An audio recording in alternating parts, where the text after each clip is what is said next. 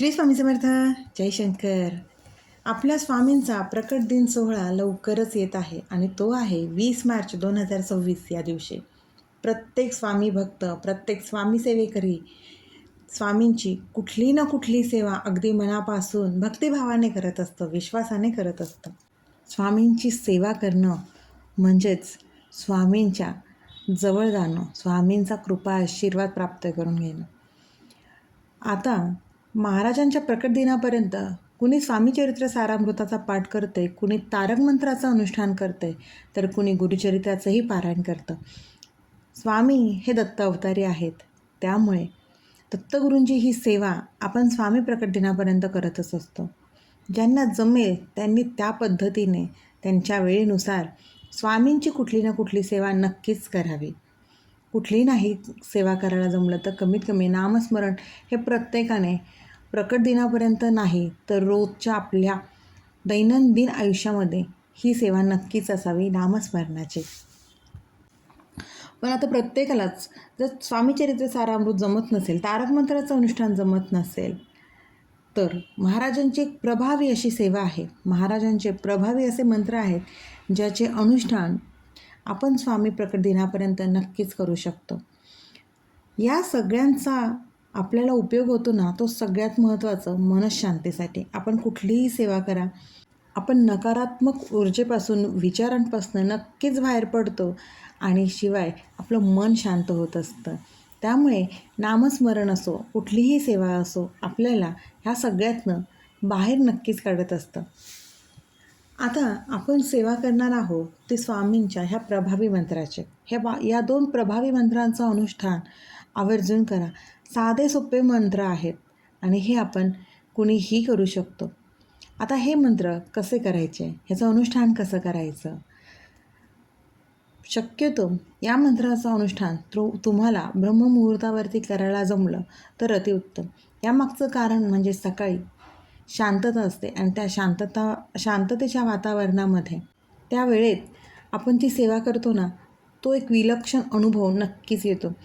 साक्षात थोडा वेळ का होईना आपल्याला सूक्ष्म रूपात महाराज तिथे थोडा वेळ का होईना, काही सेकंदासाठी का होईना सूक्ष्म रूपात येऊन दर्शन देऊन जातातच.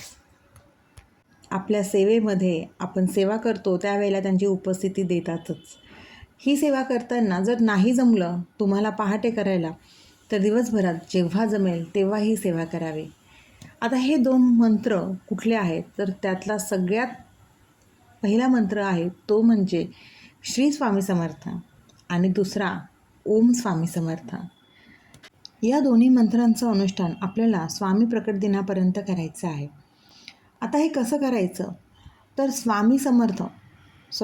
स्वामी समर्थ या मंत्राच्या 11 माळा आणि ओम स्वामी समर्थ या मंत्राच्या 11 माळा, अशा या दोन्ही मंत्राच्या 11 माळा जप आपल्याला करायचा आहे. अनुष्ठान करताना आधी संकल्प सोडायचा.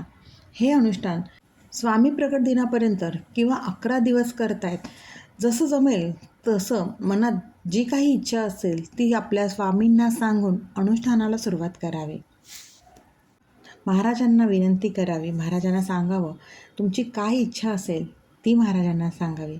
मुळातच काही मागण्यासाठी सेवा न करता फक्त महाराज तुम्ही सोबत राहा यासाठी सेवा करा. महाराज सोबत असतील तर आपल्याला आयुष्यात काही कमी पडत नाही आणि मुळातच कुठल्याही संकटातनं महाराज अलगद आपल्याला बाहेर काढतात.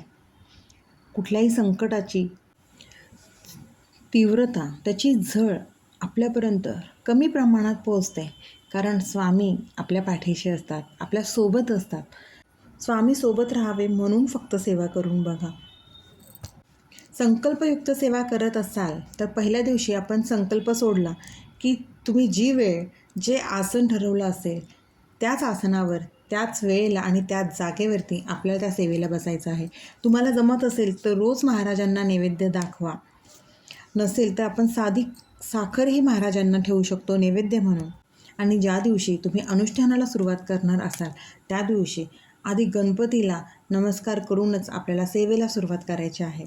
संकल्पयुक्त सेवा करताना मांसाहार वर्ज्य आहे, ब्रह्मचर्याचं पालन आणि परान्न वर्ज्य ह्या गोष्टी आवर्जून पाळाव्यात.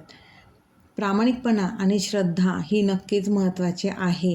कारण स्वामींनी आधी कर्माला महत्त्व दिलं आहे. आपलं कर्म प्रामाणिक असेल, शुद्ध असेल, तर आपली प्रत्येक सेवा, मुखातून आलेलं फक्त नामस्मरण हेही तेवढंच शुद्ध असतं.